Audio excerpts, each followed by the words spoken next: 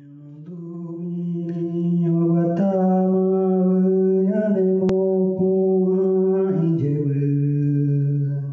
13 e 17 de março de 2019, realizou-se em Lisboa, na Fundação Gulbenkian, a mostra Ameríndia. Foram exibidos mais de 20 filmes realizados por mulheres e homens de diversos povos indígenas de variados pontos do Brasil. A mostra resultou da curadoria de uma equipa multidisciplinar, composta por Ailton Krenak, importante liderança e pensador indígena, Ana Carvalho, Fred Maia, Inês Beleza Barreiros, Joana Guzmão, Miguel Ribeiro, Pedro Cardim, Rita Natálio, Rodrigo Lacerda, Susana Viegas, Thaís Brito e Vicente Carelli. Estiveram em Lisboa para falar dos seus filmes e para debater temas ligados ao passado, ao presente e ao futuro dos povos indígenas, Ailton Krenak, Alberto Álvares, Patrícia Ferreira Querechu, Zezinho Yubé, Ayani, Dayara Tucano e Glicéria Tupinambá.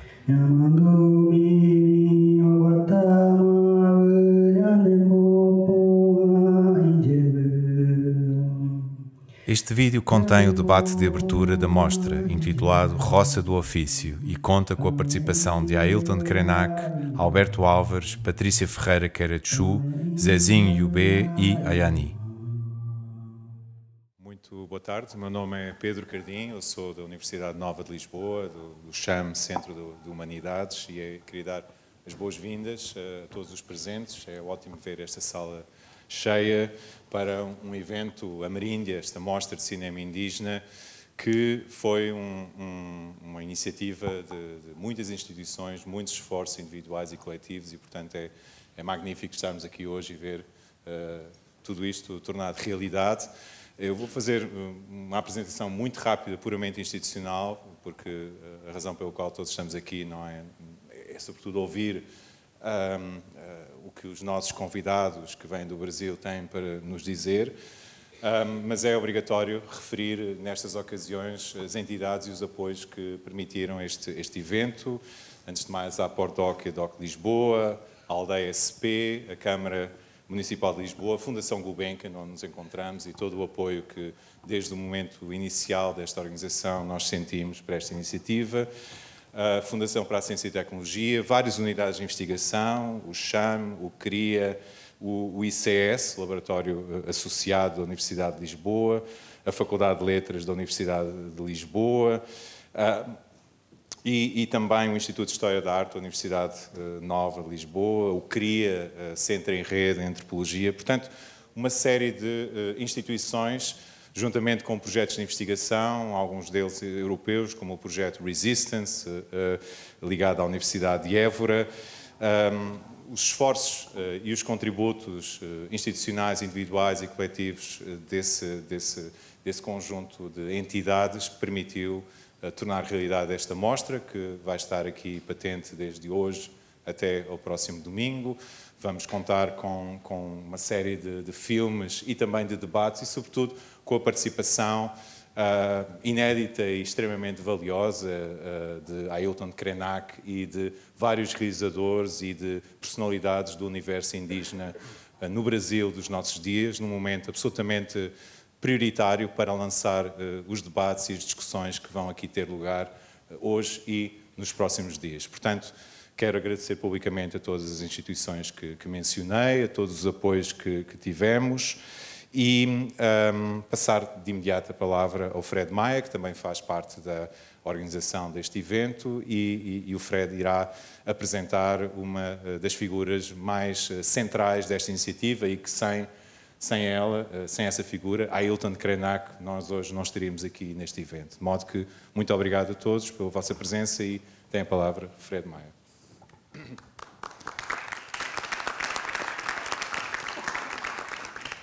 Boa noite a todos, a todas.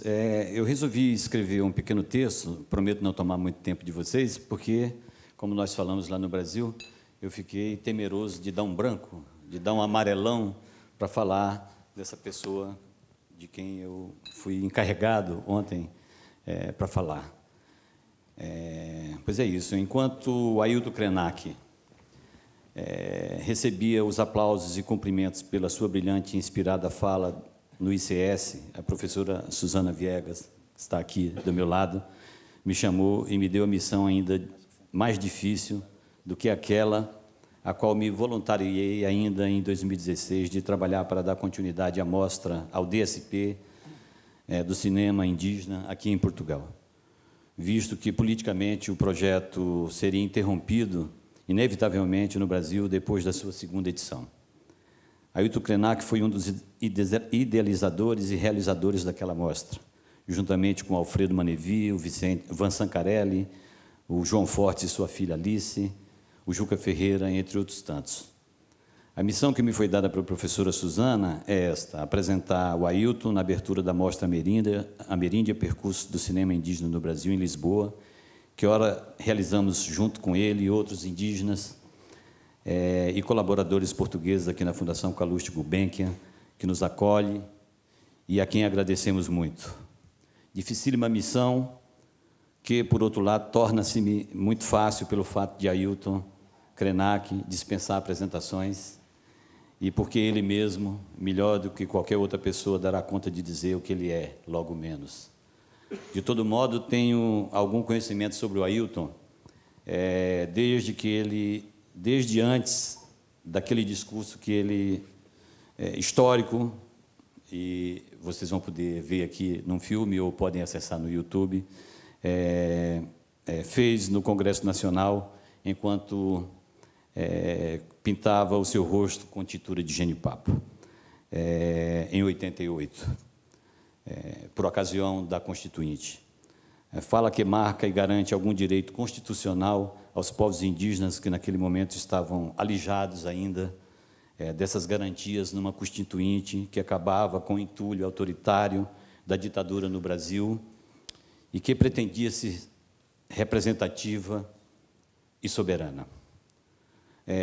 Nascido no sertão, em território onde brasileiros e brasileiras resultam da mistura de portugueses, africanos e indígenas, mas especialmente indígenas, ainda que invisíveis, muito jovem fui influenciado pelos sertanistas e, movido pelo desejo de me tornar antropólogo, mudei para o Sudeste para estudar. Em São Paulo, ainda nos anos 70, tomei conhecimento e fiz os meus primeiros contatos com o Krenak.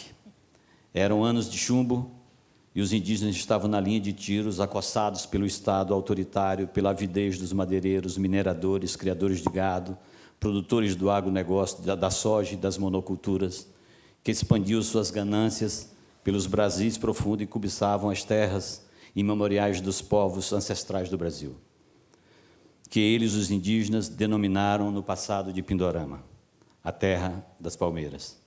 Ailton já lá estava na linha de frente da luta em defesa dos povos indígenas, das suas culturas e territórios. De lá para cá, fui me aproximando devagar, me acotovelando em eventos e palestras nas quais ele desconstruiu mitos e ergue a sua narrativa de afetos. Portanto, peço que me perdoem, mas essa apresentação talvez diga mais de mim do que dele, porque para falar dele, da sua biografia e das suas ações, extrapolaria esse espaço de tempo que eu já excedo. Mas posso dizer ainda que o Ailton é produtor gráfico, jornalista, escritor, é principalmente um dos mais destacados líderes indígenas ambientalistas do Brasil, é também ex-não deputado federal e um alto voluntário da ONU, mas isso ele vai explicar. Ailton pertence à etnia Krenak, que habita o Vale do Rio Doce, em Minas Gerais, e vive na Serra do Cipó, nas proximidades de Belo Horizonte. Em 2016, a Universidade Federal de Juiz de Fora lhe concedeu o título de professor doutor honoris causa. Ailton é um dos idealizadores e curadores desta mostra ameríndia de cinema indígena em Lisboa. E o cinema indígena, que vocês terão a oportunidade de ver nesses dias, é também fruto das suas muitas lutas e dos muitos projetos e narrativas por ele desenvolvida como forma de adiar o fim do mundo. Para Ailton, a utopia não se alcança no horizonte, mas no primeiro passo que damos em direção a nós mesmos, se a busca desse eu em nós é compartilhada com a busca do outro. A primeira pessoa do singular, para Ailton, torce a gramática. Ele a conjuga como nós. Muito obrigado, Ailton, por estar aqui.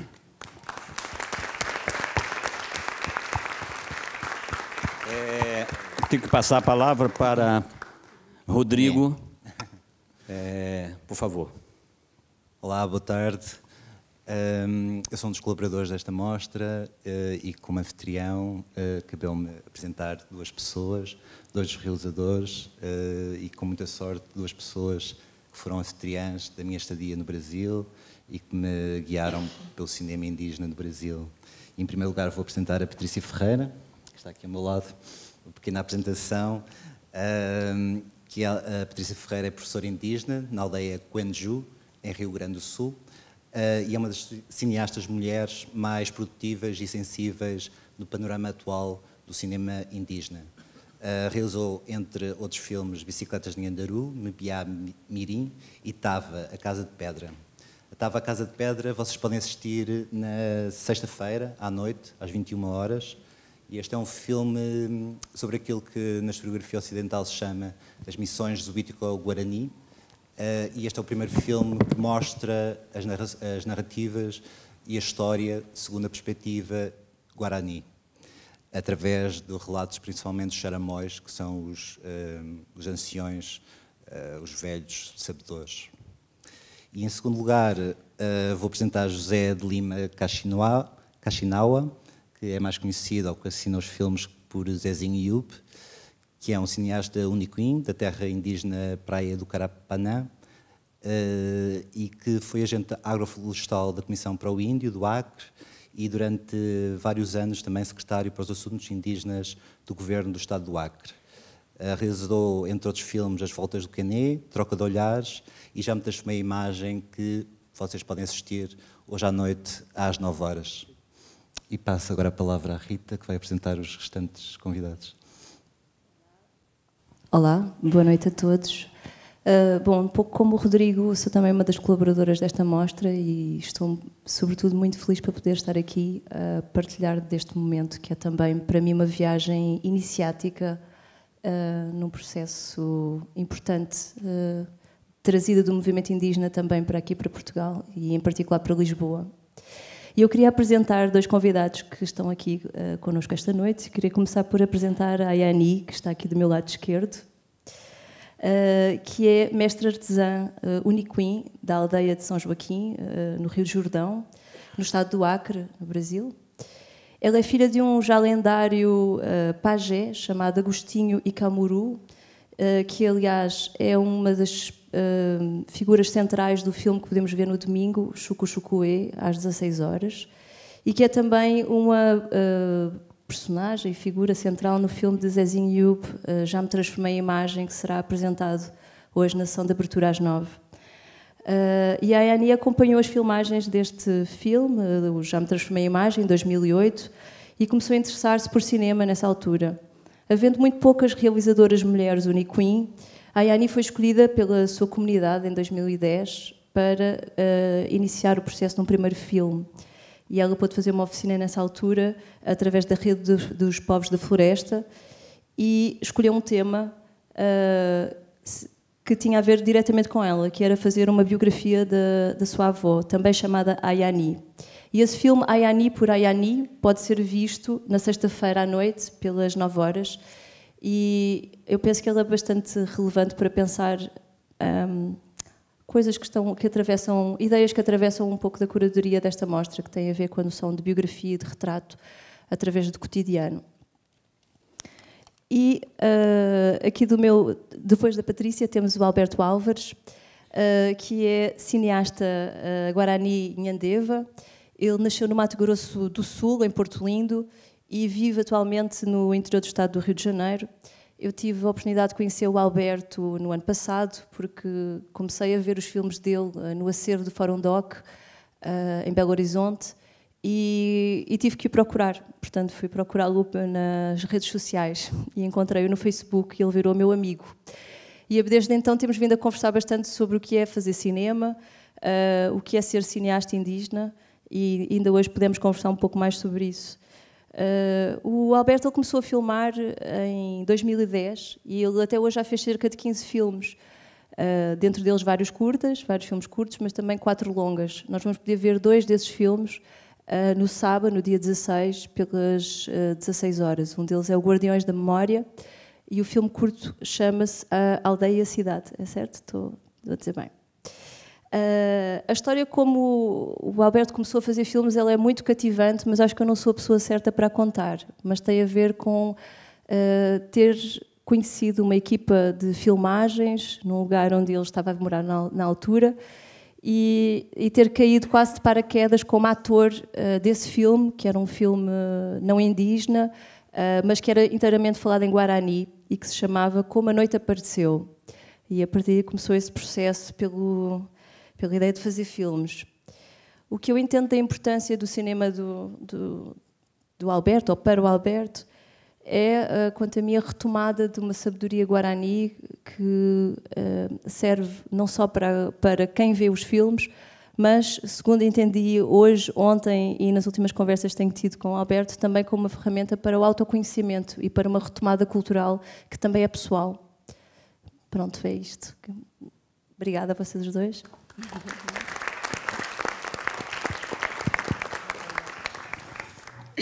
Então, boa noite a todos. Susana Viegas, eu sou do Instituto de Ciências Sociais da Universidade de Lisboa, antropóloga, e estou com o papel específico nesta mostra de dinamizar e criar os debates.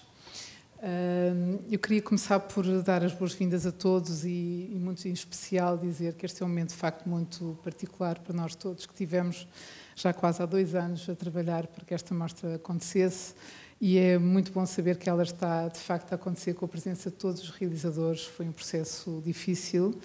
E eu queria começar também por dar os créditos à forma como este grupo que está aqui e que criou este processo emergiu, de certa forma, das conferências do Teatro Maria Matos, que ocorreram em maio de 2017 e que tiveram integrados na Lisboa Capital Ibero-Americana, e foi a partir do convite de António Pinto Ribeiro para que fizesse parte da programação dessas conversas das questões ameríndias, que trouxe cá também o Ailton, que nos começámos a conhecer artistas, pessoas da programação cultural e pessoas da universidade, antropólogos e historiadores, e com vontade em continuar, no fundo, aquilo que realmente eu acho que germinou de uma maneira muito particular nesse maio de 2017, numa altura em que, no Brasil, o governo autoritário estava cada vez mais a dar mostras de estar disposto também a criar problemas ao movimento indígena, para além dos restantes problemas que ele criava no Brasil. Quando comecei na elaboração deste programa de debates, nós vamos ter, ao longo deste ciclo de cinema, vários debates. Eles são, de uma certa maneira, independentes dos filmes, eles atravessam questões que os filmes levantam, têm como títulos, exceto o de hoje, e já chegarei lá, têm como títulos de frases que são proferidas em alguns filmes. Por exemplo, a próxima é sexta-feira e chama-se Os Brancos Precisam Pagar, ocupar a tela, e Os Brancos Precisam Pagar é uma frase de um dos filmes que vai ser projetado. E no sábado temos outro filme, outro debate, sempre, tanto na sexta como no sábado, às 14h. E esse debate chama-se A Câmara é de Todo o Mundo, também é uma citação de um filme, e é um debate sobre terra, território e memória. No domingo vamos ter um diálogo, Artes, Pensamento Ameríndio e Ativismo, que vai ser a Rita Natálio que vai ativar. O debate de hoje chama-se Roça do Ofício e, na verdade, não é da minha autoria, é da autoria de um coletivo, que foi uma reunião que tivemos aqui em outubro com o Ailton, e foi uma espécie de disputa entre nós, a certa altura, na verdade, meio divertida, sobre um assunto muito sério, que era a forma como, desde o processo de início do processo colonial, que se tentava definir e formatar o que era o trabalho, o que era a atividade e o trabalho para os índios, através da ideia de que o trabalho na roça, instigado pelos jesuítas, seria, na verdade, o verdadeiro trabalho e atividade indígena. E em torno disto surgiu a ideia do que é que seria de facto esta atividade de filmar para os realizadores indígenas. a maneira como ela está ligada aos próprios percursos pessoais e como ela transforma em si a ideia do que é filmar e do que é produzir um filme. E, portanto, tendo sido este primeiro debate suscitado e inspirado por este diálogo com a Ailton, eu gostava que fosse ele o primeiro também a falar do que significou e do que significa para ele este engajamento com a realização de filmes indígenas e no papel, por um lado, curador, mas também no papel de uma pessoa que teve, como o Fred disse, ao longo destes anos todos, um papel muito importante na própria criação e incentivo à realização de filmes indígenas. E antes de passar a palavra ao Ailton, queria só dizer que nós, propositadamente, baralhámos aqui um bocadinho a organização do espaço, porque queríamos garantir que isto fosse um debate entre todos e não apenas entre os participantes e menos ainda nós, que somos apenas da moderação. E foi por isso que trouxemos pessoas para aqui que são participantes, que estão aqui como público, e por isso espero que este formato ajude a que essa interação aconteça.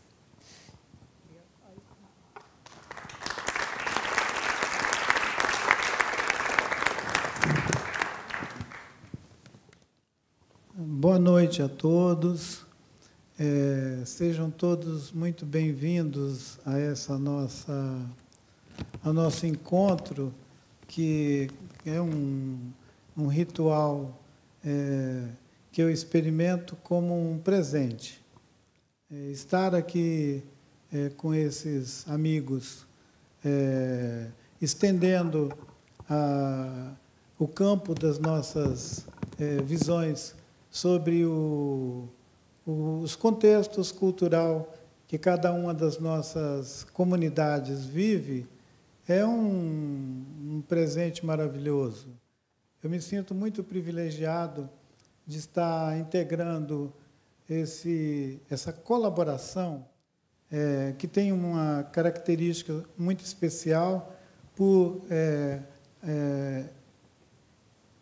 transbordar dos ambientes que cada um de nós realiza seu ofício, né?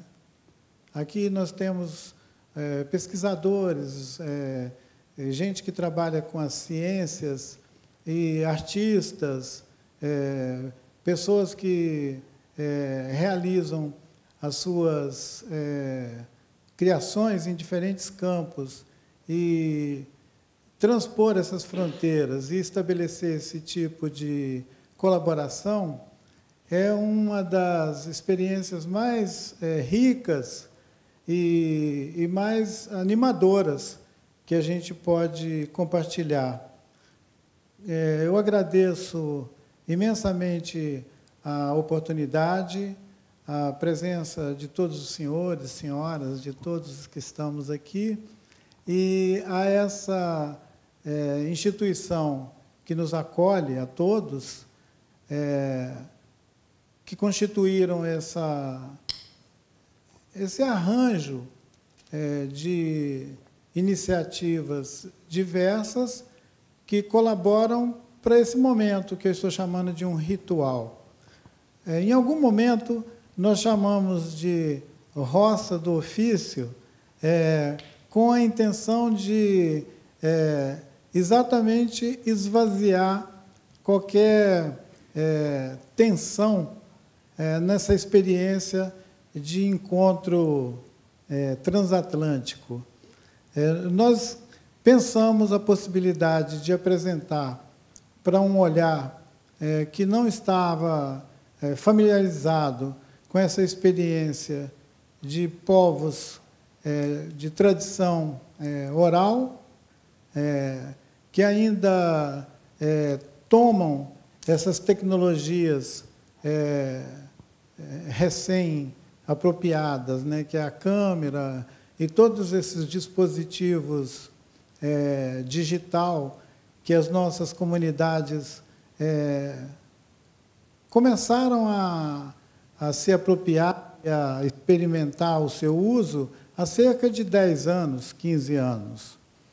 Olhando a experiência ampla, não são só os indígenas que estão em contato recente com essas tecnologias. Somos todos nós, de alguma maneira, que estamos sendo surpreendidos pela potência dessas tecnologias de difundir imagens, ideias, e a tal da convergência digital fez um aparelhinho que podia ser servido para mandar mensagens, para produzir também experiências como essa, que associa essa produção cultural indígena com o que a gente chama de cinema. Eu penso que menos ainda de uma mostra de cinema, o que nós estamos nos proporcionando é um encontro das visões do que pode ser a produção cultural em diferentes contextos. Cada um desses realizadores que foram muito bem introduzidos pelos nossos amigos, pela Rita, por Rodrigo, e também por Suzana.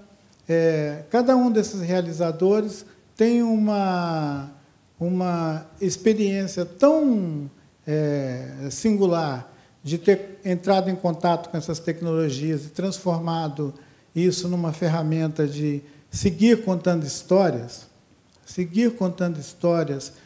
Algumas dessas histórias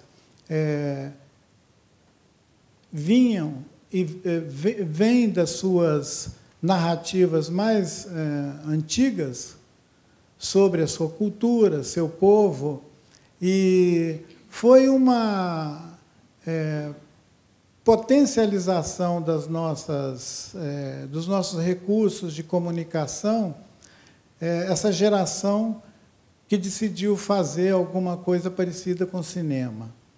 E que eu acho que é uma licença chamar essa produção de cinema, porque ela tem uma outra lógica, ela nasce de uma outra intenção. Não são artistas, né? São pessoas que estão dando continuidade a uma narrativa que tinha outros suportes e que agora experimentam essa novidade que as tecnologias nos proporcionam, que é de editar uma história, que é de fazer um registro de imagens cheia de sentido, em alguns casos com um código próprio de cada uma dessas diferentes culturas. Eu acho uma experiência que nós vamos compartilhar essa semana, que me surpreende, assim como vai surpreender a todos vocês, por um tipo de olhar que a diversidade cultural proporciona. Eu tinha dito ao meu amigo que está aqui ao meu lado, o Miguel, eu disse para ele, olha, nós vamos fazer uma mostra de filmes que pode convocar um público ao cinema, mas não é exatamente uma mostra de cinema.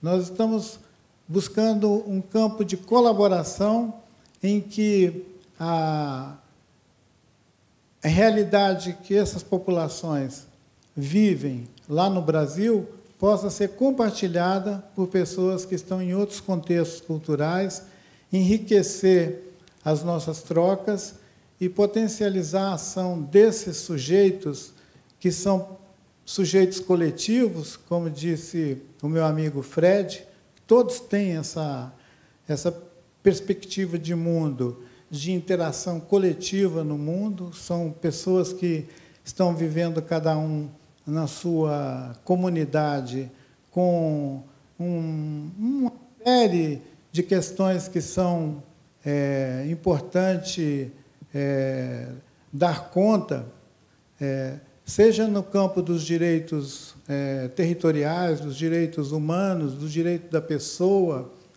no concerto dessas pequenas comunidades com a coisa toda ao nosso entorno, que é o nosso país, que são os outros povos que estão convivendo com a gente no nosso território, e que demandam o tempo inteiro para a gente uma capacidade de atualização, atualizar a nossa visão sobre o mundo. E, historicamente, a relação do Brasil com Portugal precisa, nesse caso, a gente se estender a uma configuração dessas relações. Elas são relações de um longo, uma longa trajetória de afastamentos e aproximações.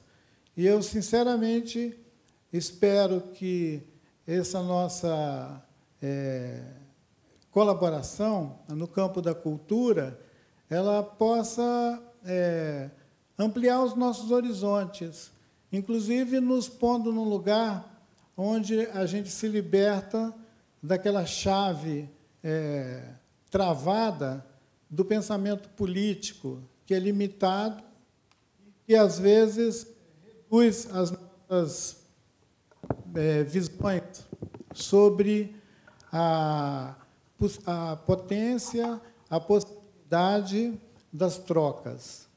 Sejam trocas no campo cultural, né, da produção cultural, como essa experiência, conhecer o trabalho, por exemplo, que os nossos amigos já faziam no campo do audiovisual aqui com o DOC Lisboa, e ter a colaboração, a contribuição dessa experiência de realizadores num outro contexto, ele enriqueceu muito essa convocatória para a gente ter uma audiência tão rica para esse nosso encontro. Nós vamos, como já foi mencionado aqui, inaugurar essa mostra com um filme que a minha condição de selecionar essas obras e de pensar os realizadores que poderiam ter assegurado a viagem para cá, ela é uma amostra de um grande painel de realizadores que não estão presentes aqui pela própria configuração desse trabalho que resultou em trazer esses realizadores e os filmes que já foram citados aqui. Mas é interessante imaginar que a última mostra que nós fizemos no Brasil, ela reuniu 65 filmes e nós tínhamos mais de 20 realizadores indígenas com suas obras, podendo inaugurar, fazer a primeira exibição dos seus filmes e debater com o público em São Paulo. Então, isso que nós estamos experimentando aqui essa semana é uma extensão de uma experiência que a gente está fazendo no Brasil, que é de levar para o debate público a visão que esses pensadores têm sobre seu contexto, sua cultura, sua realidade. Eu reitero a minha gratidão por ter a oportunidade de estar aqui com essa...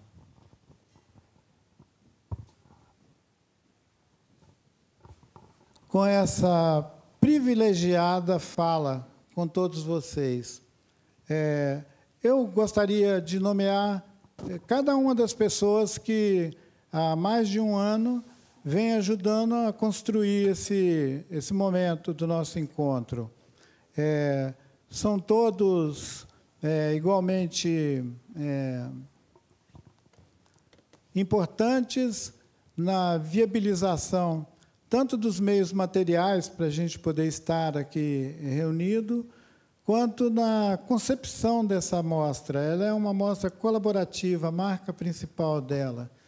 A situação de estar como curador da mostra, ela não me dá nenhum privilégio na seleção das obras, porque ela vem dentro de uma visão que nós compartilhamos e que tinha o propósito, ao selecionar essas obras e nos esforçar para trazer esses realizadores, exatamente introduzir a experiência da produção do audiovisual feito por pessoas indígenas de diferentes regiões do Brasil no ambiente mais amplo da experiência do audiovisual, das mostras. E eu espero que a semana seja cheia de ótimos encontros e uma gratidão e meu agradecimento a todos vocês. Obrigado.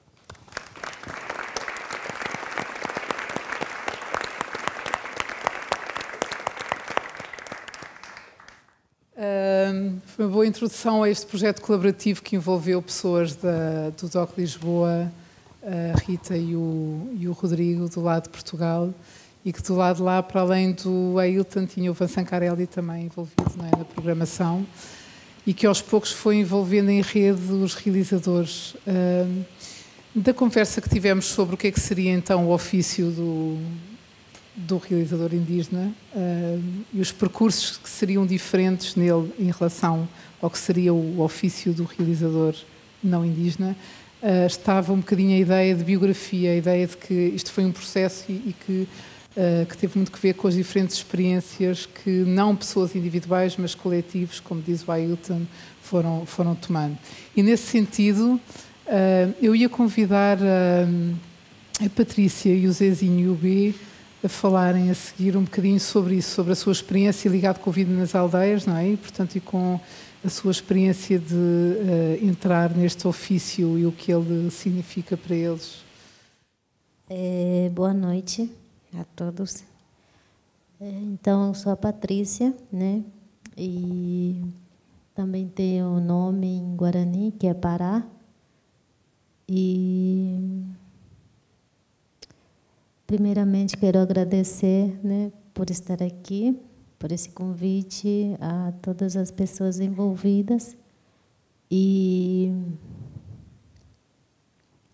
falar um pouco, né, como que eu estou me sentindo agora, desde a viagem da aldeia até aqui, né, que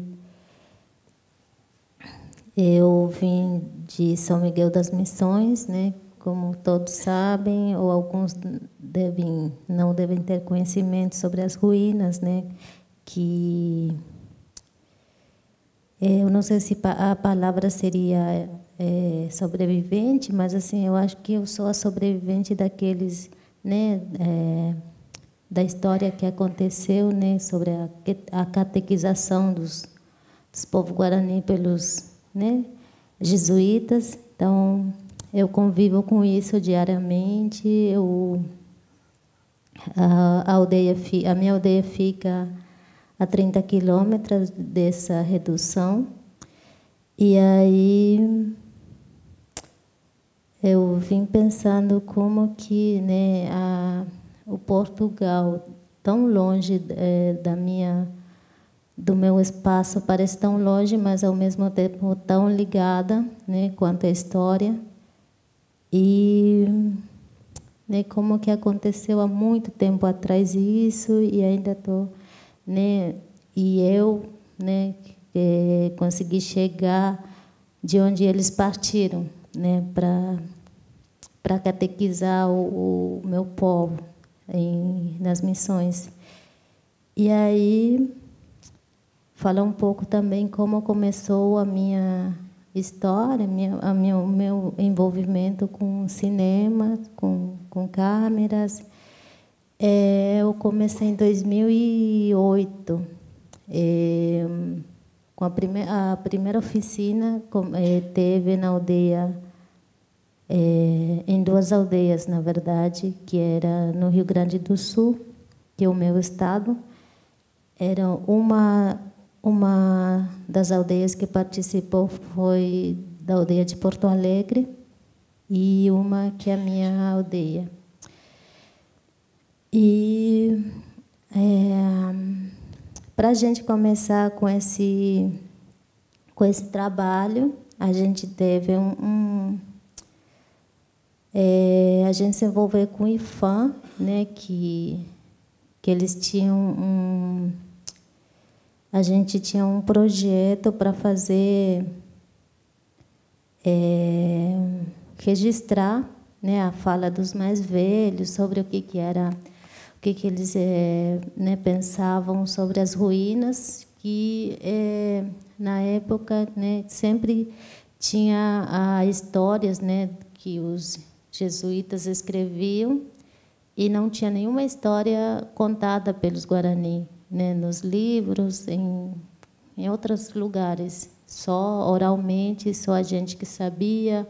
Sabíamos que os mais velhos falavam outras coisas que não estejam no livro, né? E aí a gente começou a tentar fazer isso com o livro, e aí a gente começou a chamar o pessoal do Vídeo nas Aldeias, que a gente tinha conhecimento que tinha uma espécie de escola de vídeo de cinema para povos indígenas.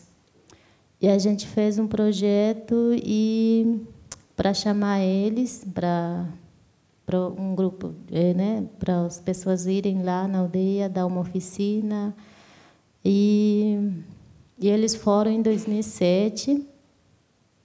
E na época em 2007 começaram a fazer oficina só os meninos, né?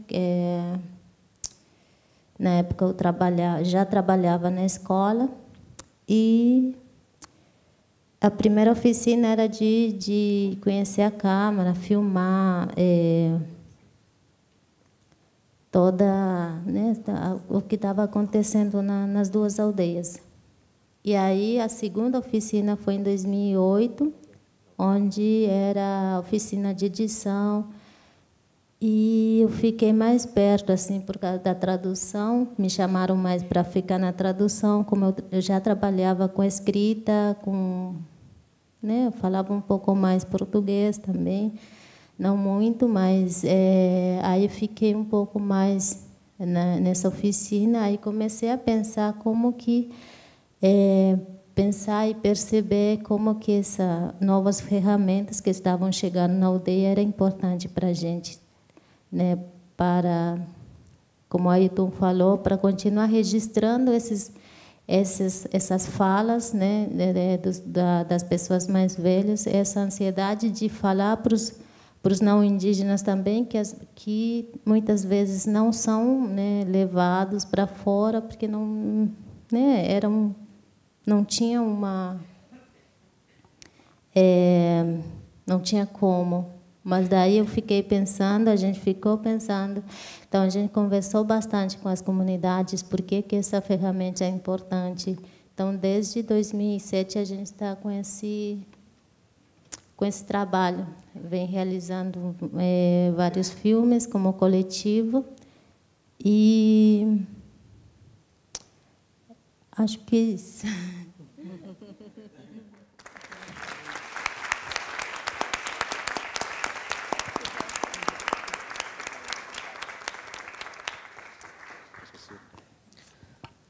Boa noite.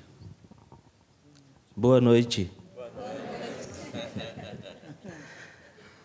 Então, primeiro, a gratidão, né, aos nossos irmãos, amigos portugueses, e a gratidão e agradecer aos organizadores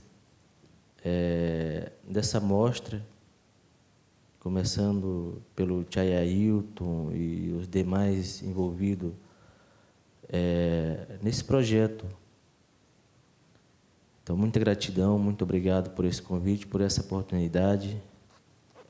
Eu estava voltando de Roma, a gente foi entregar um prêmio Chico Mendes para o Papa Francisco, e na volta, no aeroporto de São Paulo, no final do ano, naquela loucura de pessoas, né, viajando, encontrei o Chay Ailton na fila, né, e tive essa oportunidade de viajar com ele. Ele estava indo para 30 anos, né, morte de Chico Mendes em Chapuri, e ele me fez esse convite, né, em dezembro, e agora estou aqui, né, e também agradecer muito essa volta também para o cinema. Eu comecei a trabalhar como realizador indígena em 2005,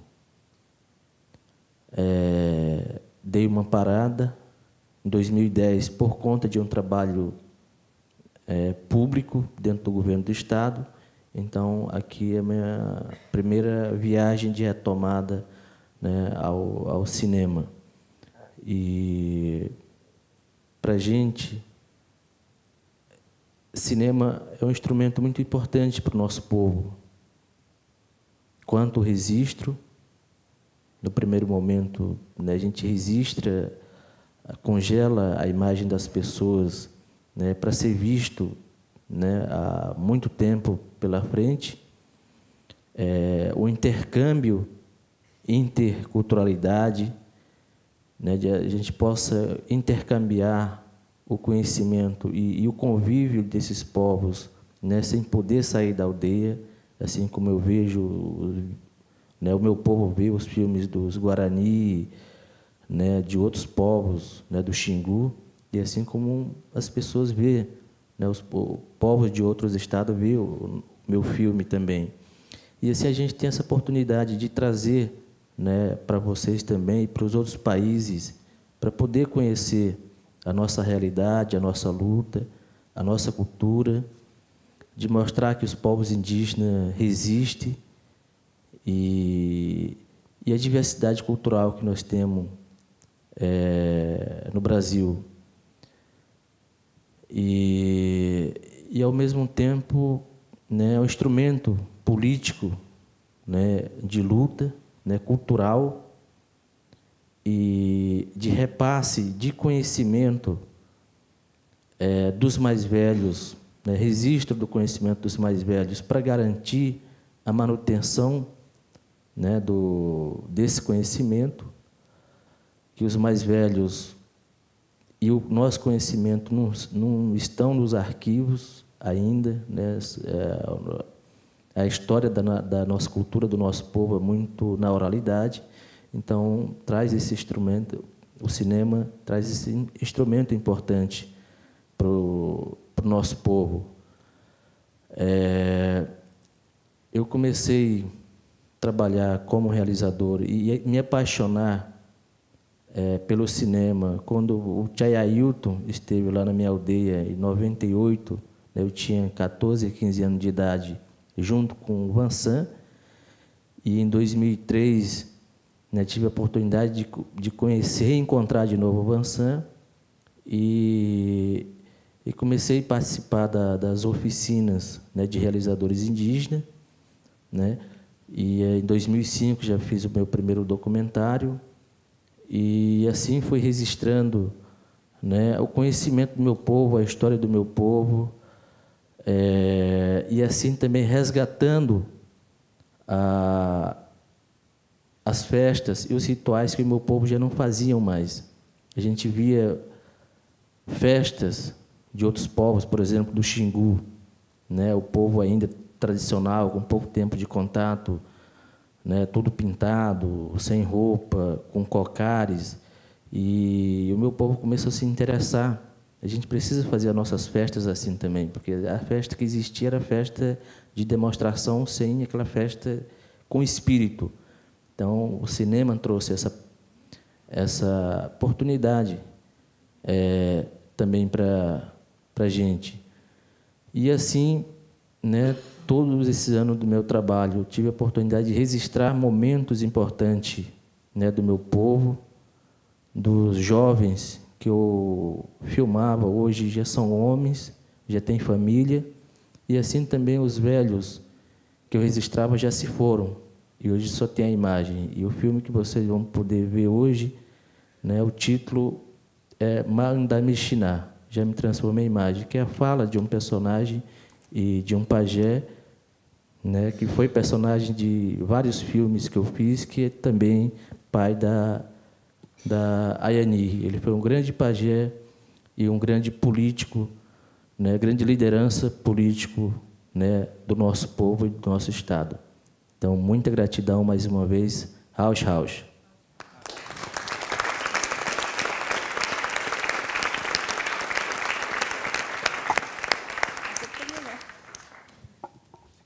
Então, antes de podermos também coletivizar o debate, falta ouvir um bocadinho a Ayani, o Alberto Álvares. Falou-se agora aqui em encontros nos aeroportos de São Paulo. Eu sei que o Ailton conhece a Ayani já desde muito pequena, e também que a Ayani tem um trabalho artístico muito mais vasto, que vai para além do cinema e que em parte está à vista, que tem a ver com tecelagem, com trabalho com miçangas. Gostava que os dois, então, agora falassem um bocadinho também. Boa noite. Sou a Ayani Roniquim, sou do Amazonas. Eu tenho 38 anos.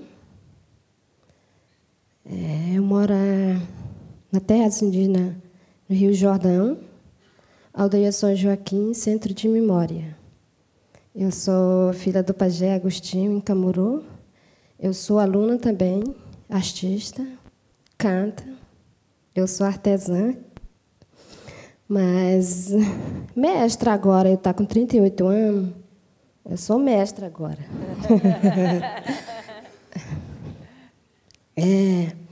Eu quero agradecer assim pela oportunidade, né? Eu quero agradecer a Ailton e a Rita, todos, Rodrigo, né? Todos organizadores. Neste momento eu quero muito feliz, né?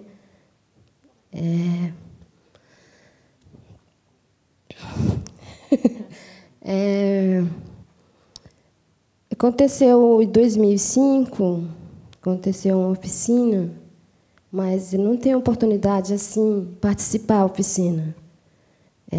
Cuidar dessa família, né? Filho, né? Cuidar das cozinhas, né?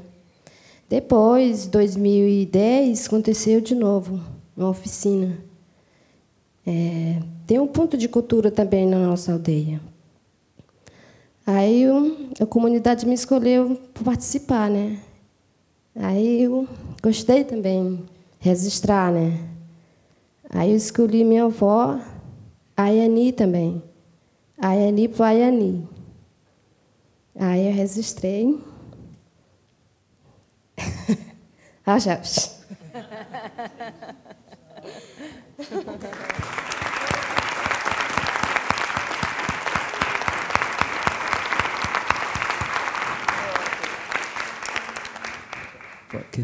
Semua jaya também.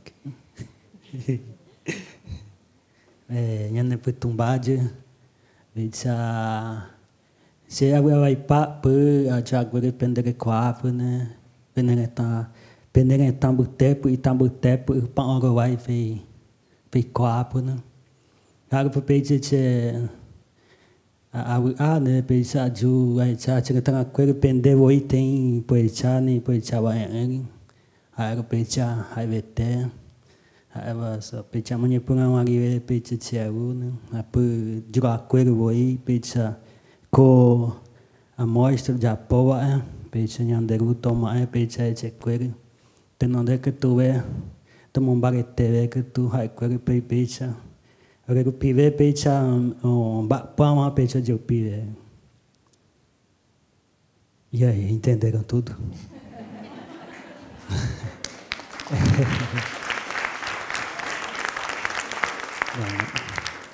Primeiramente, né, boa noite, né, já é boa noite a todos.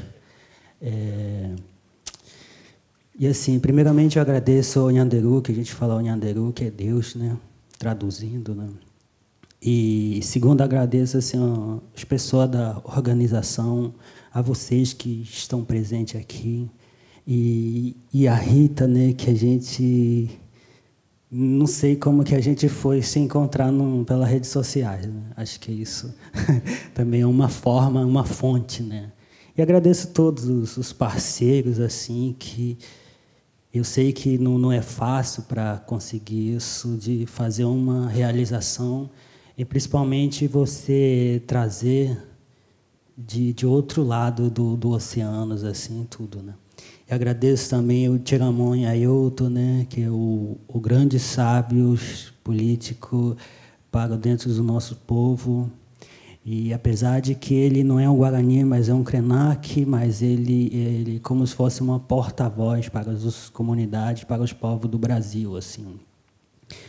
E primeiramente, assim, agradecer também assim os parentes que estão aqui, né, que a gente com certeza com o chamado, a gente conseguimos chegar aqui, não chamados pelos fisicamente, mas talvez espiritualmente, né?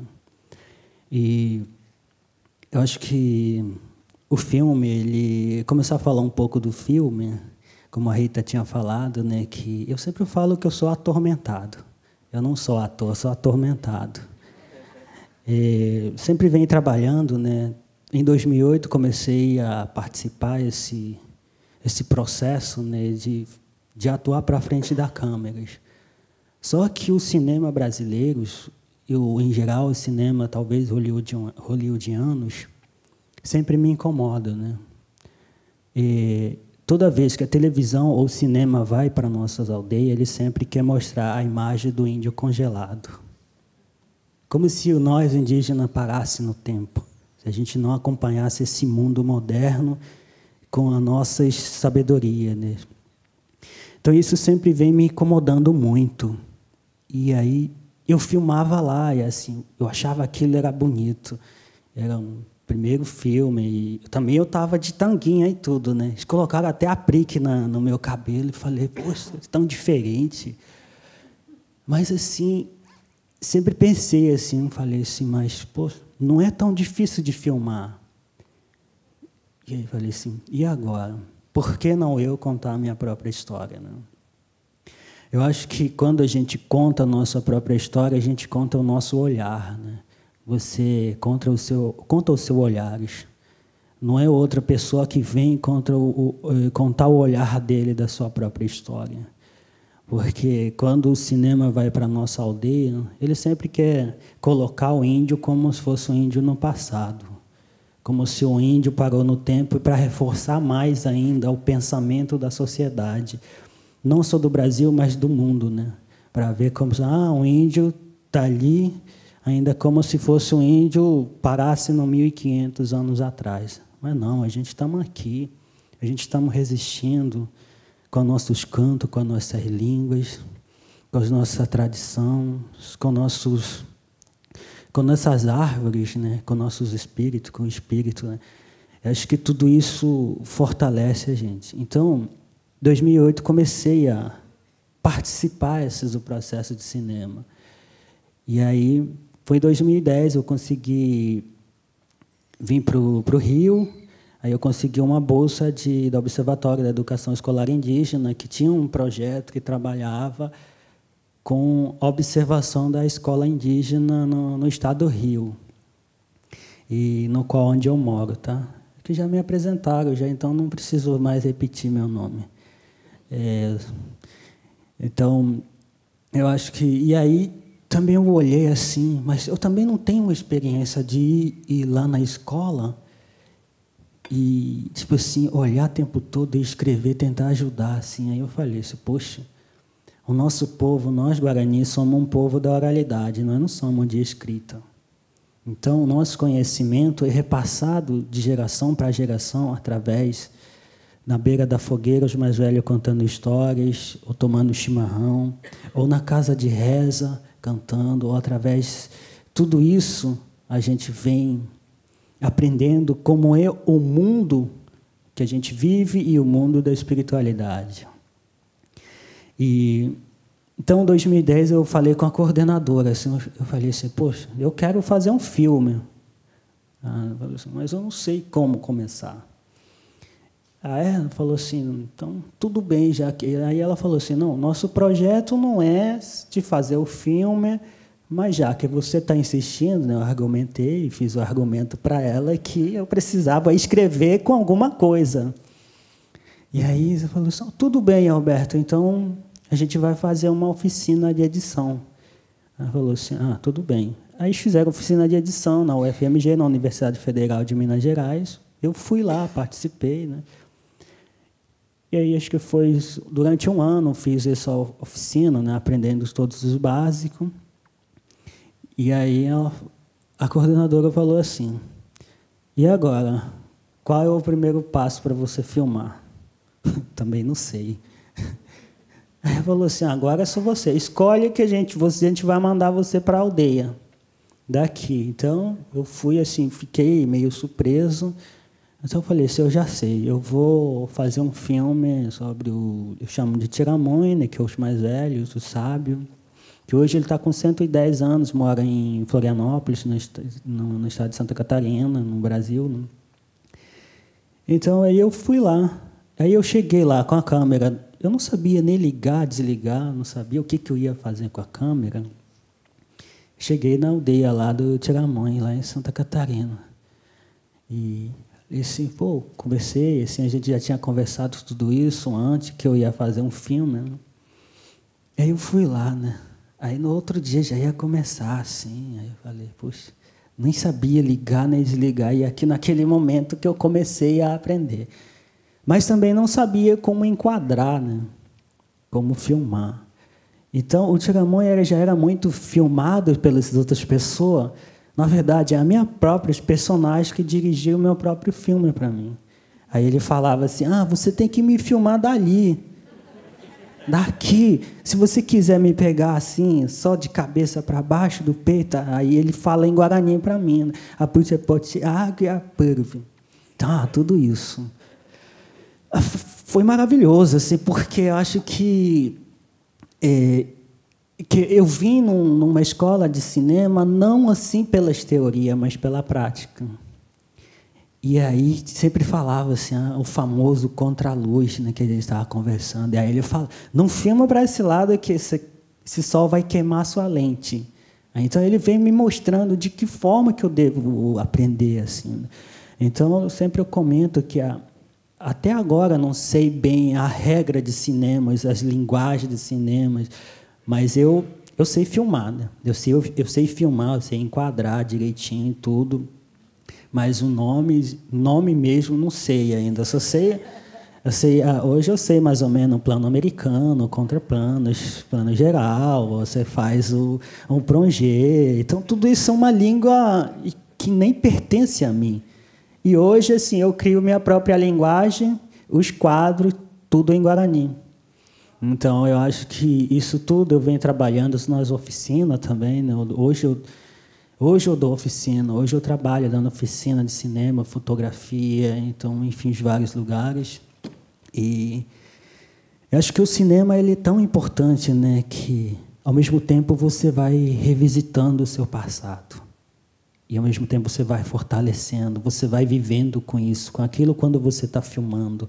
Quando você filma, você prende, você guarda a memória, você guarda um sonho para você poder contar um pedacinho do seu sonho.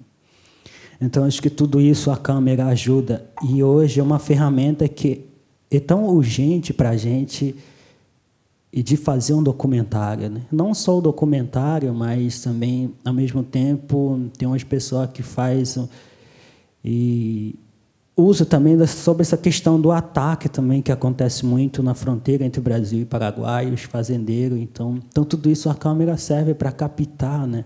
Para dizer que aconteceu isso. Porque quando você fala só por falar, as pessoas não acreditam. Então, quando você mostra a imagem, as pessoas acreditam, realmente aconteceu isso. Então, o cinema ele é igual você de aprender uma sabedoria, né, um conhecimento que está ali, ele não vai ser apagado, igual você escrever uma caneta aqui, você rascunha, você joga fora. E depois você retorna a escrever de novo, mas o cinema não, o filme não, porque o filme ele você vai do momento que você dá o take, olha que eu sei falar agora o take, o take ele já não vai mais apagá-lo. E muito menos quando você exporta um filme. Então, tudo isso... Então, eu venho com essas básicas e tudo, venho aprendendo. Hoje eu sou independente. Hoje eu edito, hoje eu sei finalizar o filme. Faço tudo em casa, mas... eu acho que isso vem me transformando de ver como poder caminhar com esse mundo do cinema e levar, ao mesmo tempo... a sabedoria guarani para a sociedade que não é indígena, sim, só através de filme vão poder conhecer como realmente nós somos guarani, né? E como a gente vive.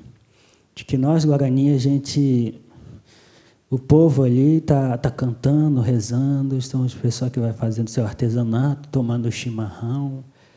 A gente, quando está ali dançando e ser feliz... nenhuma mídia vai lá mostrar isso, se a gente não mostrar aquilo que é nosso.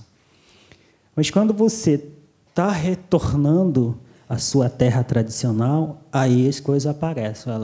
Os índios estão ali invadindo. Mas, na verdade, isso é só o interesse dele de mostrar essas imagens para as pessoas que ele, na verdade, eles nem entendem o que o Guarani está fazendo naquele momento.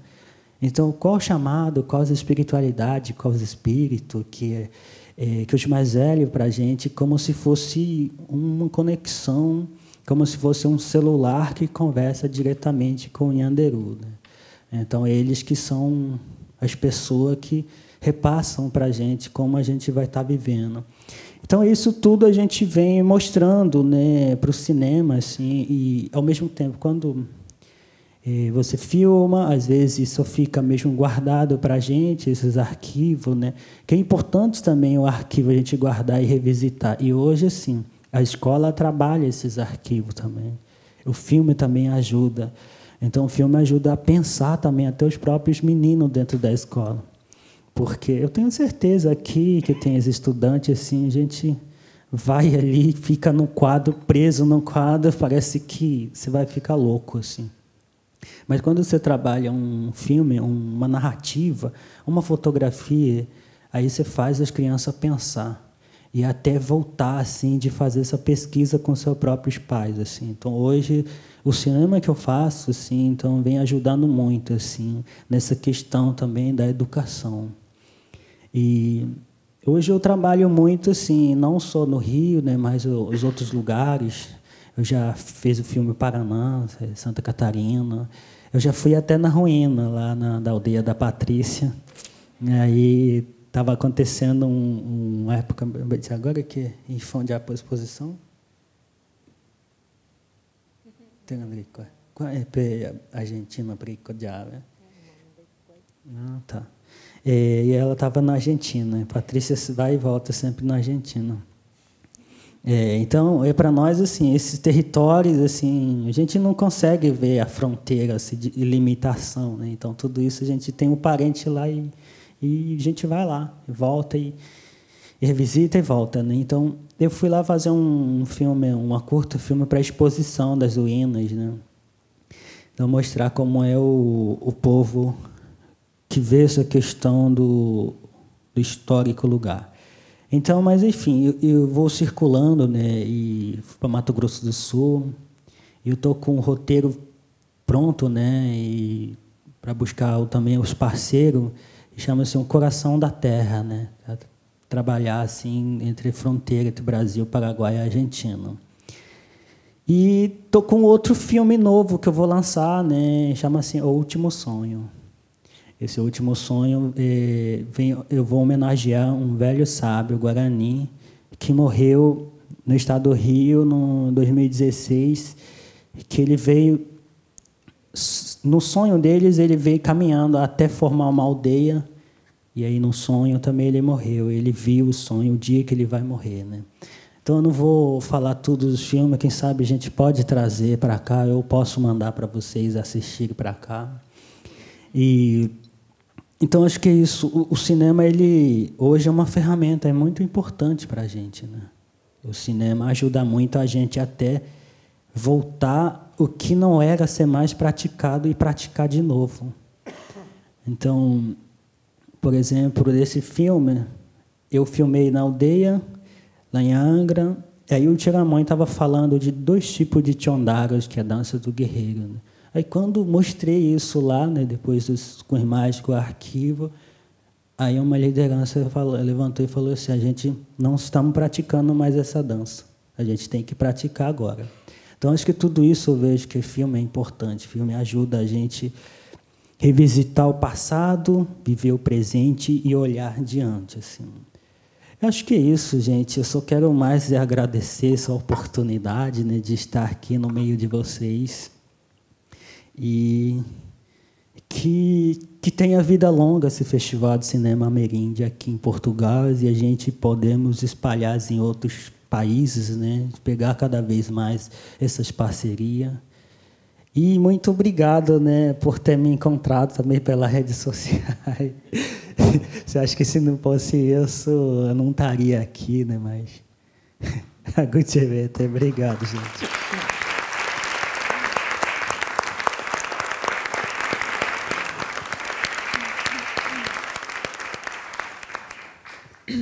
Obrigada, Alberto. Já fica a próxima edição em vistas, ainda nem começou esta.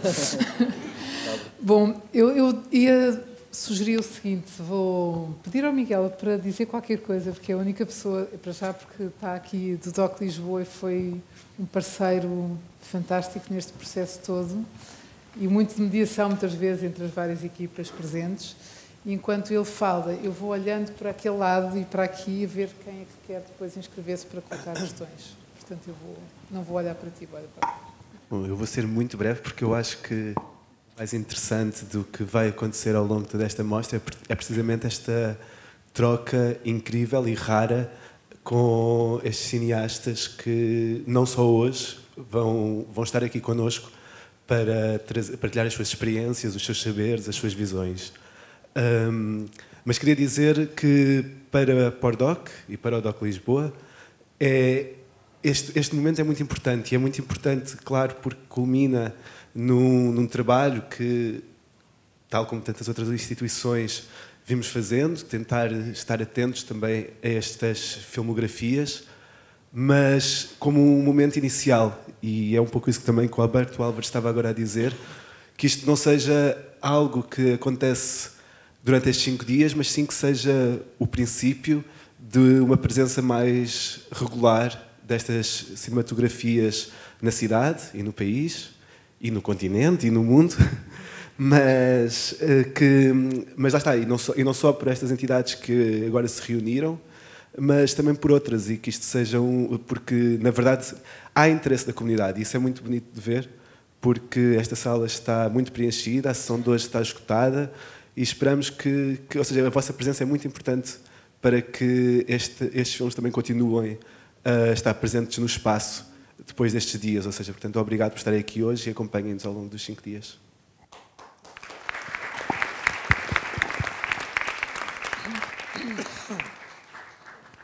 Bom, então não temos muito tempo, mas temos algum ainda para acolher questões que queiram aproveitar o facto de termos. Esta é a única sessão em que temos todos os realizadores juntos. Vamos ter nos debates, ao longo dos debates, vamos ter vários deles. Eles vão voltar sempre aqui, para além das apresentações dos filmes, mas este é o momento, de facto, desta partilha de experiências sobre o próprio percurso como realizadores. Boa noite, eu sou Manuel Anselmo e queria-vos perguntar uma coisa.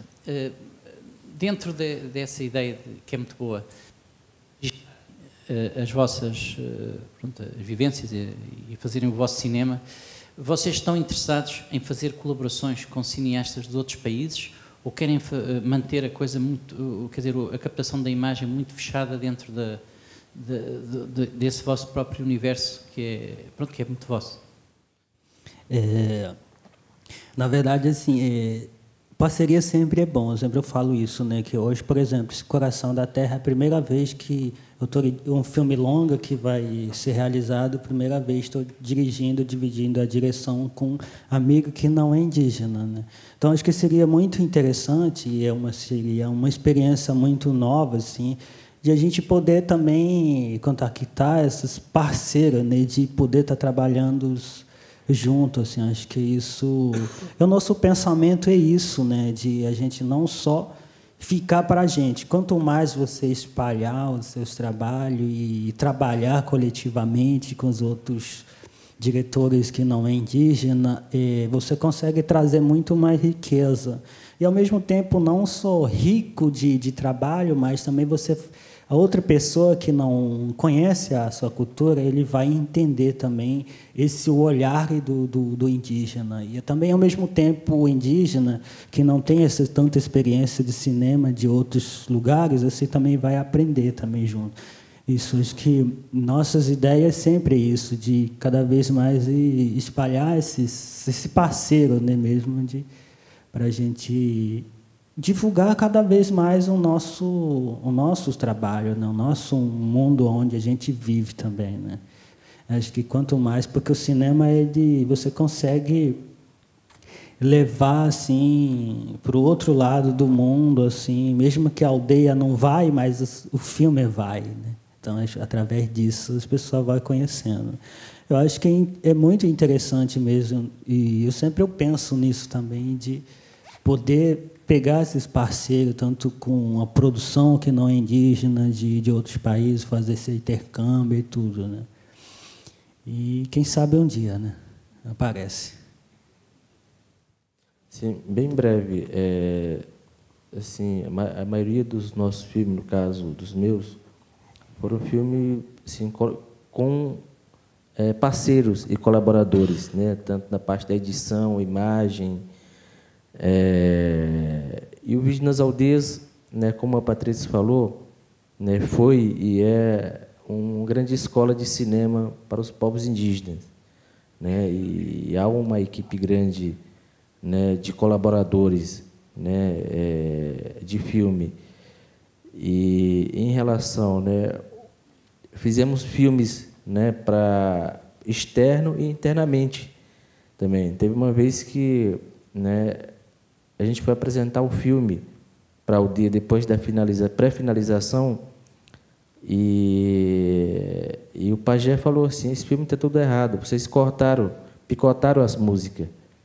E a gente foi falar para ele: não, mas para mostrar para fora, eles não vão ter paciência de ver o filme, porque a música é 2 horas de música.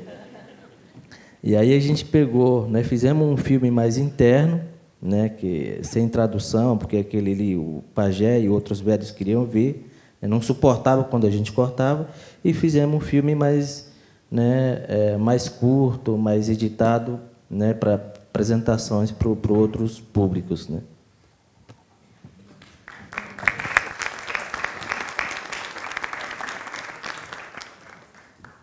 Olá, boa noite. Eu sou a Joana. Eu estou muito feliz e agradecida por essa noite, pela noite de ontem, da partilha.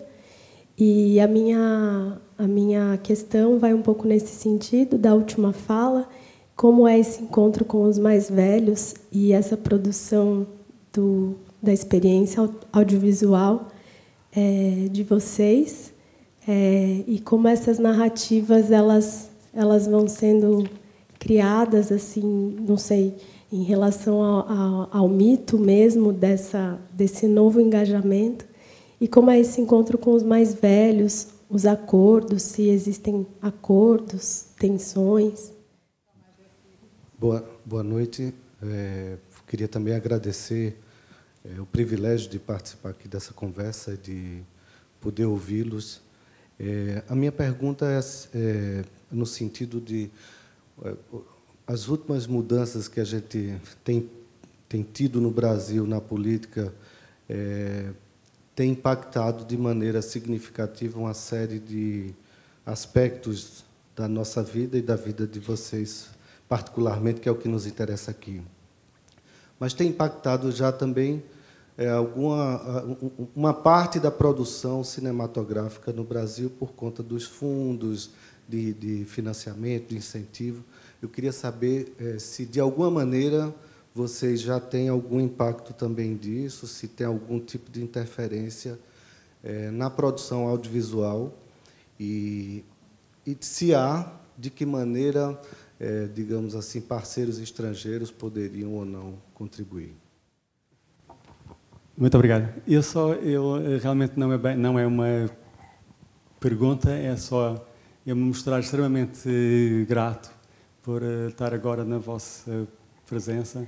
A minha visão, a minha maneira de me colocar no universo mudou completamente. Quando eu conheci, através do antropólogo Eduardo de Viveiros de Castro, conheci o perspectivismo ameríndio, a minha existência, a minha maneira de me encarar como ser vivo no mundo mudou completamente desde o dia em que eu aprendi que para os povos ameríndios todos os animais são pessoas e a minha existência, o sentido da minha vida mudou para sempre. Eu queria vos agradecer isso.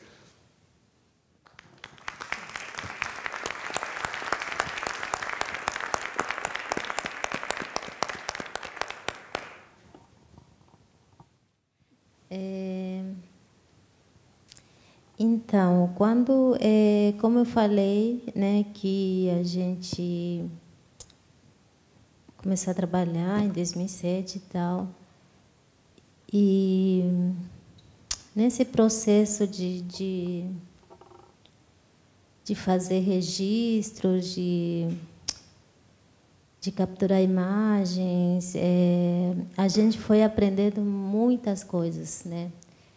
Tanto sobre filmar, sobre enquadramento, sobre essas coisas básicas, mas, além disso, o mais importante que a gente teve que aprender foi a relação, né, com as pessoas mais velhas. Uma é a gente aprender como que as pessoas mais velhas, né, no caso da minha experiência com a minha aldeia, né, quando começou a chegar a câmera, quando começou as oficinas, a gente teve muita conversa, porque as pessoas mais velhas não tinham muito, não queriam muito ser filmado, né, resistia muito. Uma era porque lembram que os não indígenas iam bastante ali para fazer, como era no sítio arqueológico, né, meus avós, minhas avós vendiam artesanato, ficavam ali na frente do museu. Muitas pessoas filmavam e as pessoas não sabiam, as pessoas indígenas não sabiam para que eles estavam filmando, nunca retornavam com essas imagens. E aí, quando a gente teve, né, com as câmeras na aldeia, falaram uma delas era por causa disso. E aí outras era que as imagens que trazia, né, que as imagens, muitas pessoas mais velhas não queriam ser filmadas porque tinha uma outra relação com a espiritualidade, que as imagens poderiam ficar ali, mesmo que a pessoa já faleceu. Então, as pessoas mais jovens iam ver essa imagem, como que iam lidar com essa imagem, né? Que para a gente, como Alberto falou, né, que a gente vive no mundo e tem outro mundo que é a espiritualidade. E aí a gente tem que saber lidar com esses dois mundos. E aí, então, a gente teve que explicar qual é a importância das câmeras, por que a gente está começando a filmar, porque, enfim, a gente teve toda essa conversa, né? Isso foi na minha aldeia, e outras coisas que a gente aprendeu muito, assim, nesse processo de filmagem foi que como se aproximar, né, para filmar uma pessoa mais velha e também respeitar o tempo de cada um, do tempo guarani principalmente, que a gente, às vezes, para fazer um filme, a gente aqui, por exemplo, bicicletas, né, que a gente teve muito, bicicletas de Nhanderu, a gente aprendeu muito com isso. Eu, principalmente, aprendi muito, porque a gente ia na casa, a gente combinava, por exemplo, amanhã eu vou na sua casa tomar chimarrão para a gente conversar sobre aquilo, né? E aí a gente ia, e às vezes a pessoa fica ali, né? A gente esperando que a pessoa fale ansiosamente, e a pessoa fica ali, tá bom, tomando mate, passando, sem nenhuma conversa. E aí, será que ele não quer falar ou ele mentiu para a gente? Sei lá, e a gente voltava, né, na base da oficina e conversava como que a gente vai fazer com que, né, ou a gente pergunta para ele se ele não quer ser filmado ou não. Então a gente, e nesse processo a gente foi aprendendo que a palavra para a gente é muito, né, tem que ser inspirado. Então, às vezes a gente ia e a pessoa não está inspirado, ele não vai falar. A pessoa mais velha não vai falar, mesmo que você pergunte, mesmo que faça de tudo para ele falar, ele não vai conseguir se expressar. Então, a gente foi aprendendo muito essa questão, o tempo e a inspiração, né? Então, para a gente é muito importante respeitar esses tempos dos Guarani, para fazer filmes, né? E também a mesma coisa com outras pessoas, com as crianças. As crianças são mais espontâneos. Vai começar, por exemplo, o Bramirim, né? Que uma criança vai explicando o que é que acontece na realidade daquela aldeia, vai explicando espontaneamente. Mas assim, muitas pessoas perguntam se isso é combinado, se a gente falou para a criança para falar aquilo tudo. Mas não é espontâneo. Então, a gente vai, né, lida assim com as pessoas mais velhas. Tem que aprender a respeitar, tem que saber a hora, né? Se ele não está falando, é porque não está inspirado. Obrigada.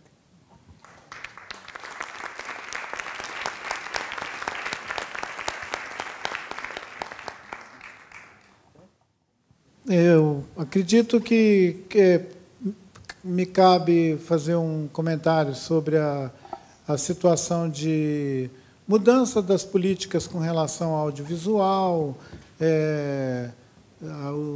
a coisa de zerar qualquer incentivo à cultura,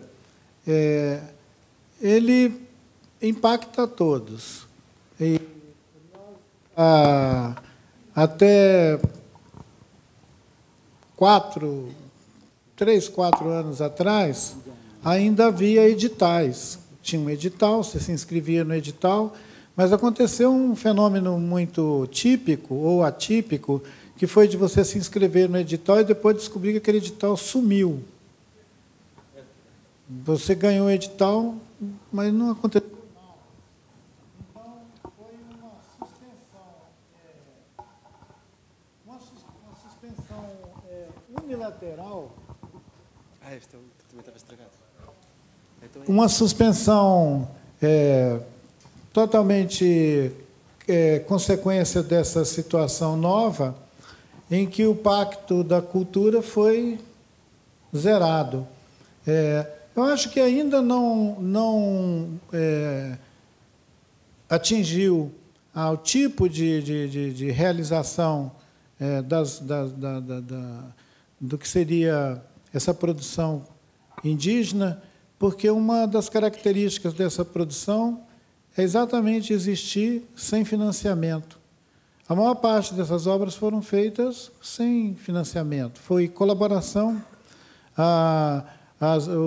Eu acredito que quando o Zezinho fez Já Me Transformei em Imagem, ele simplesmente tomou a câmera e foi a campo, E o que houve foram as negociações dele com os seus interlocutores, com os personagens dessa história.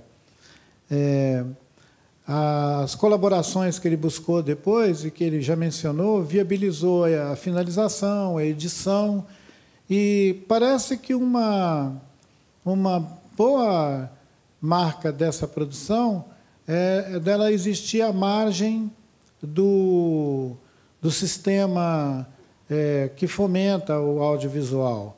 A gente estava ensaiando, na verdade, a realização de edital voltado para promover as experiências do audiovisual indígena. Eu acredito que esse primeiro edital, que era dirigido exclusivamente a realizadores indígenas, ele foi suspendido ano passado e não tem nenhuma expectativa de que ele seja tão logo retomado. É uma mudança na perspectiva de que isso pudesse ser crescente, né? Que pudesse ter mais realizadores e que pudessem se lançar a fazer obras um pouco mais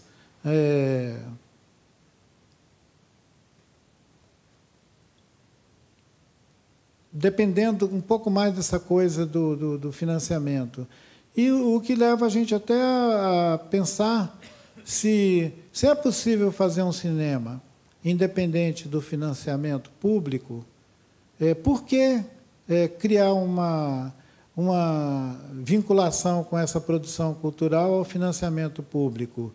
Se todos temos direito ao apoio e ao incentivo do financiamento público, ótimo, mas ele não precisa ser uma condição para que essas realizações aconteçam. Os primeiros filmes que indígenas fizeram às suas próprias custas, que talvez seja até o sentido da roça do ofício, né? É uma roça do ofício.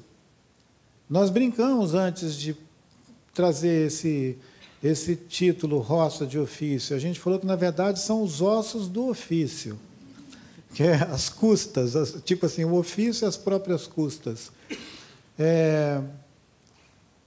Eu tinha me ocorrido algum comentário, além dessa questão do financiamento, que tem a ver com o fato dos realizadores indígenas. O Zezinho exemplificou bem.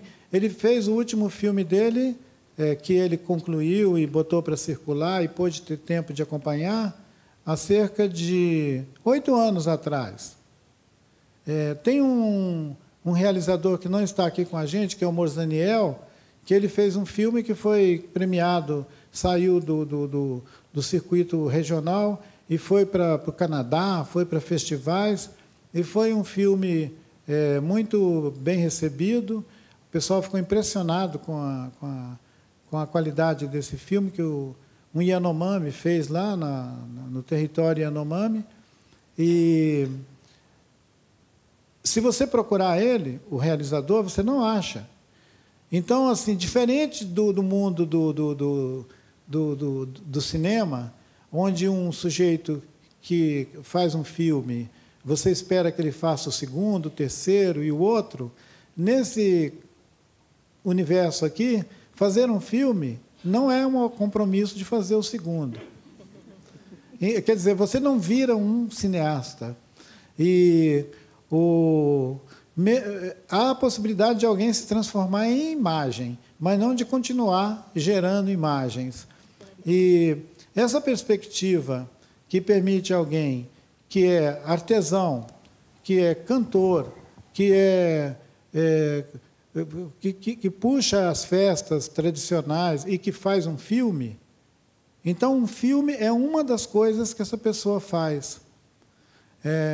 A ideia do financiamento, eu acho que ele está relacionado com a profissionalização do realizador.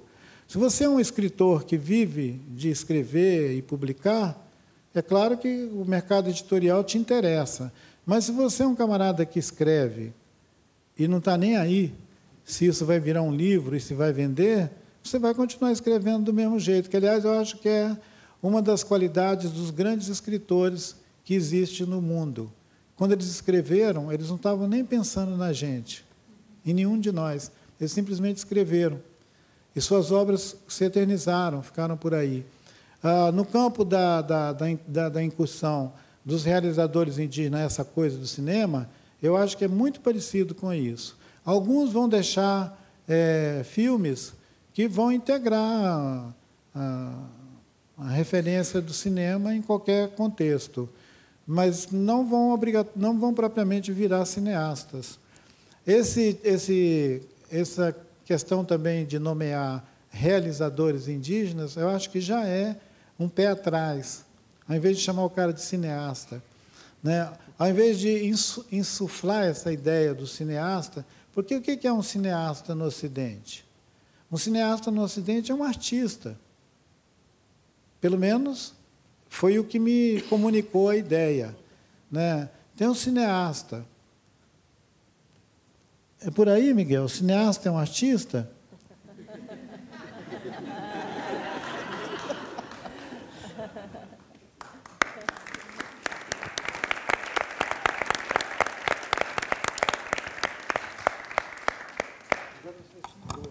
Bom, nós temos de cumprir o horário que está no programa. Vamos encerrar esta conversa, mas permitam-me que partilhe convosco em 2 minutos que foi em 2016 que, quando conheci o Ailton, depois de um colóquio que organizámos na Universidade Nova. Eu sou professor de História do Brasil Colonial na Nova, e o Ailton brindou-nos com a sua presença nesse colóquio e foi fantástico tê-lo encerrar. E depois, no dia seguinte, fomos passear por Lisboa. Estávamos na Baixa, na zona entre São Roque e o Largo Camões.